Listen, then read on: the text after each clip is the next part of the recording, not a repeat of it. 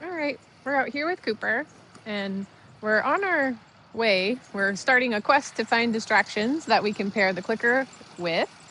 And along the way, we're just going to be reinforcing some loose leash walking skills. And for right now, that includes kind of making sure Cooper stays in this little bubble. I'm not expecting him to heel necessarily because he hasn't been taught that. But I do want to kind of use the leash anytime he leaves that bubble. So right there, I'm just using pressure, and it's going to go on and stay on until he kind of comes back into that bubble. So right here where he's out in front of me and a little to the right, I'm going to apply pressure. And as soon as he starts heading back towards that bubble, the pressure should come off of the leash. The leash is one of the biggest ways we can communicate with our dogs. Good. And so I want to make sure that I'm always aware of what I'm communicating with the leash as I go along. So right here where he's trying to like go to the other side of my body from behind me, I kind of want to make sure I don't let him do that, because that can be troublesome when we're walking. If our dog is cutting behind us, that's how we kind of get tripped up on the leash. And I want him to learn to find for now I'm doing the left side of my body. It's valid to teach your dog to walk on either side. I like the left, so that's what I'm picking. So every time he kind of gets out and leaves that heel position, I'm just using the leash to guide him back to where I want him. When he's in that bubble, there's absolutely no pressure on that leash.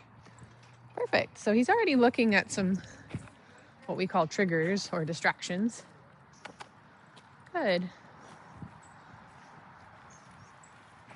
And I'm just going to see if I can find the threshold, so to speak, of where he notices things that are going on, but he's not too sucked in to where he's potentially like barking. Good. I'm going to reward him right there for checking that out and then checking in with me.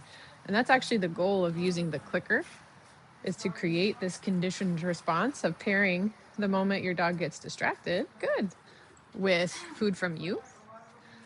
His response already to the clicker is to run to me to get food. Anything that we pair with the clicker will start to take on the same response.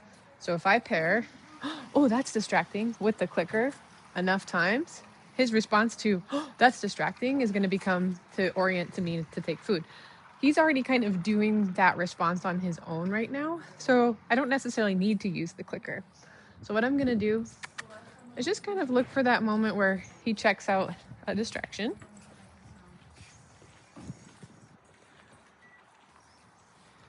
And the other thing that we're practicing, obviously I'm going to keep an eyeball on the ground to make sure he's not eating anything off the ground he's not supposed to eat. But the other thing we're working on is the art of doing nothing, which is actually pretty important. Good. So he's checking out a distraction and looking at me. I'm going to pay him for that.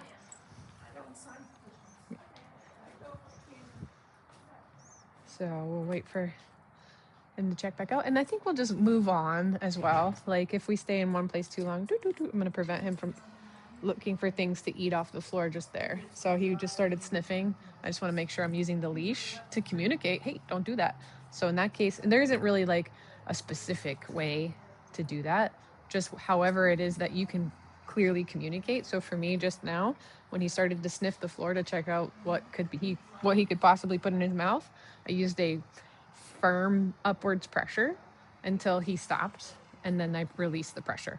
So just think, pressure on means you need to change or fix something. Good. He picked up a big piece of salt right there and spat it out. So pressure on means you need to change or fix something. Pressure off means you're correct. So there's a dog over there. So I think we'll walk across the street and give this dog space, just in case that dog's reactive. But I do want to potentially let Cooper check it out. So I'm going to see if I can get him out in front of me. Good. We're just going to walk past. Good. I'm going to pair the moment he notices, good, with food from me. Good job. He saw that dog over there. I'm going to pair it with food. What a cute little Karen Terrier looking guy. Good job. Nice car got right close to us, so that's great. He's doing super with that. We're going to keep on moving on. I'm going to cross the street again. Sorry, cameraman. Good. Yeah.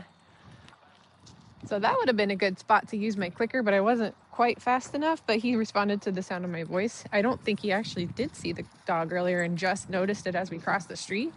And I noticed his body language really picked right up for a second. His ears became, yay, like alert. And so in that moment, I just kind of used my voice to get him back to me before he potentially barked. Good. I saw him look at that guy and look at me.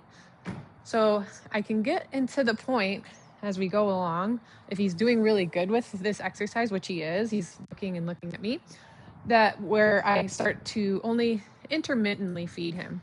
So I'm always going to try to mark it because I want to make sure he realizes like paying attention to things and then looking at me is a great thing to do.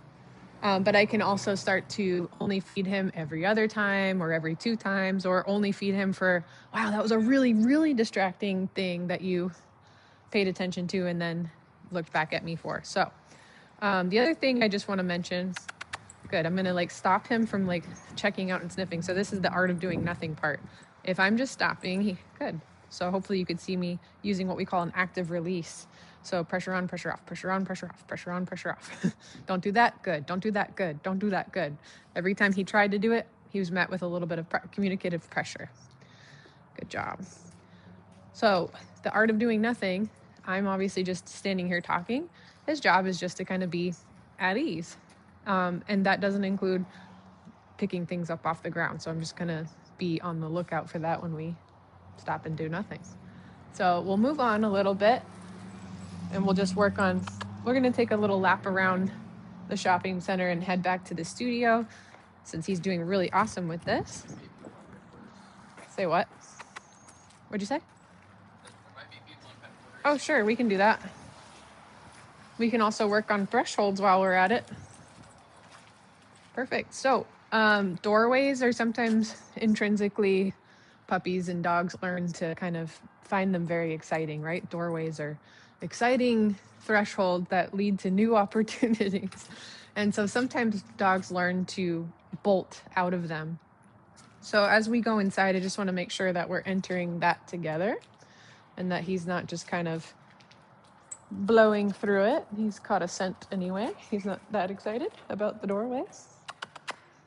Perfect. I'll let my cameraman manage his own door. Sorry about that. Perfect. So again, I just kind of want to make sure that bubble is something that he's kind of maintaining, and I'm going to use the leash to kind of keep him there. Good. So if I notice there's a particular direction that he wants to go, I definitely want to make sure that he does not get anywhere near that place when he's not in that bubble, and especially not on a tight leash. So rule number 1 to loose leash walking is never allowing your dog to get to where they want to go on a tight leash. Good job, Coop. Good. All right. Hi, guys. Good. So anytime I enter like a store or something with my dog, I want to like take a second to reassess, like make sure that we're all on like the same page. I'm going to let him like check it out, get his like bearings. Good. I'm going to reinforce him for looking at me. And actually I didn't reinforce him, I just marked it, right? I just used my good reward marker. Good, so I'm gonna use the leash to kind of get him back into my little left side bubble. And we're gonna explore on a nice loose leash. Good. You check that out. Again, I haven't been using my clicker. We set off to use the clicker in this exercise, but he's responding really nicely without it.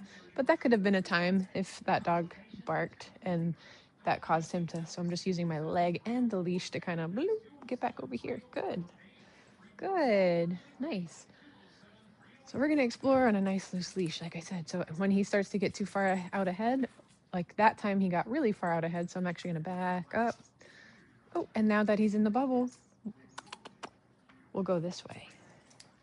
So when he starts to get too far ahead, I can use the leash like deep, deep, deep, deep. Now he's too far ahead. So I'm going to start backing up. Good. I'm giving him that leash as soon as he starts to move towards me to help communicate that he's doing the right thing. Yeah, it's a good smell, huh? And we're practicing passive sniffing. versus active sniffing. When we're out on a walk and we're loose leash walking, I don't necessarily mind that he stops to check, or that he checks things out, but I want to make sure that I'm kind of in control of the walk. So right here, I'm just using a little bit of leash pressure as he tries to cut out in front of me, because I actually want to go this way. And there's definitely moments, good. It's really just kind of about doing this exercise so that it's not necessarily to say like, oh, I'm the boss, you have to listen to me, I'm the leader. But we want to kind of illustrate, good, that I'm dictating, I am in charge, right? And he should look to me for guidance on what we should be doing and where we should be going. If we leave that up to him all the time, then he's not going to necessarily look to us for guidance in that arena. So every once in a while, I'll just release him with his general release marker and just say the letter O, the letter K. And that means I'll follow you around and you can go sniff that thing and we can stop and check it out on your terms. But generally, you're going to want to go where I go and kind of look to me to see what's happening in this situation with me. So right there, ding. I'm going to make sure he's not cutting out behind my body. I'm gonna move him along right here. Good. I'm gonna move him along right here again. Good. Good.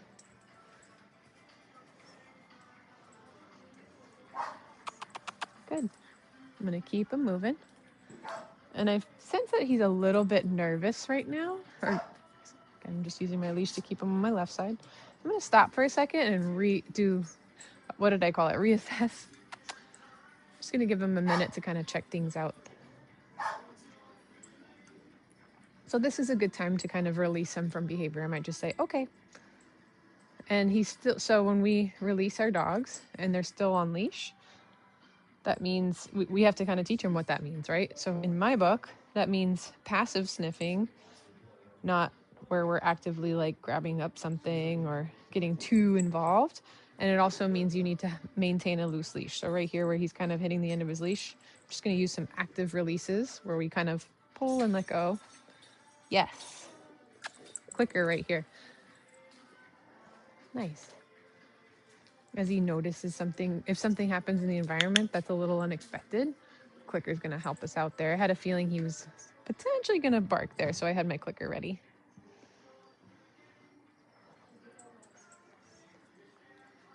Good boy.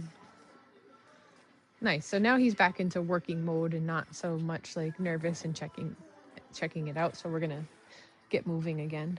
So we're going to just head back to the studio, I think, because that was a really good session. Good boy. Just using a little leash pressure when he tries to cut out in front of me. Good boy. I gotta come back and buy some pet wipes. And we're almost out of salt. Ready?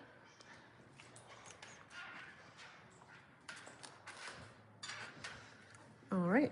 And we'll navigate through these folks. Navigate the threshold. Here you go, cameraman. Good boy.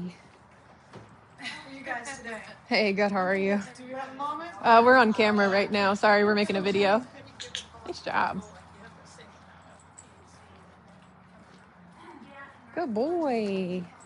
Good. So a little bit of a flapping flag freaking him out, right? There you go.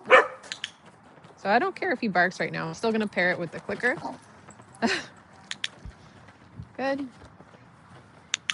Good. Flag happens. Quick. I'm going to wait for him to notice the flag again.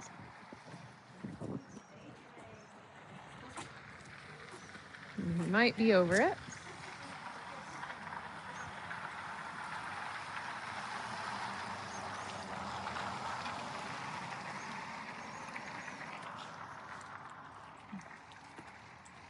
Nope. Nope. I kicked a little bit of salt, so he wanted to chase after that. No, thank you. Good job. Whoop. Good. Nope. Good. Not that way. Good. Good boy. Good boy. So we're walking together and we have a nice loose leash. I'm always considering what my leash is saying to my dog. My leash and my leg right now are saying, don't go behind me like that. Stay right there. Good boy. Good shake. So, little body language lesson here. Cooper just shook off, which is what we call a calming signal. And calming signals indicate a dog is going towards or away from a moment of stress. So I think that whole flag situation had him a little bit ruffled. He barking at my little ring camera lady talking. And so then now that we're going from a moment of stress to a more calm, neutral situation, he's shaking off to kind of reset the energy of his body. Just a little interesting tidbit there. So he's doing great. That was a really great, perfect amount of time for him to work. We got lots of great reps in. We even encountered some things that kind of had him a little shook, and he recovered nicely and it ended up on a positive note. So all in all, very successful training session for Cooper. Good job.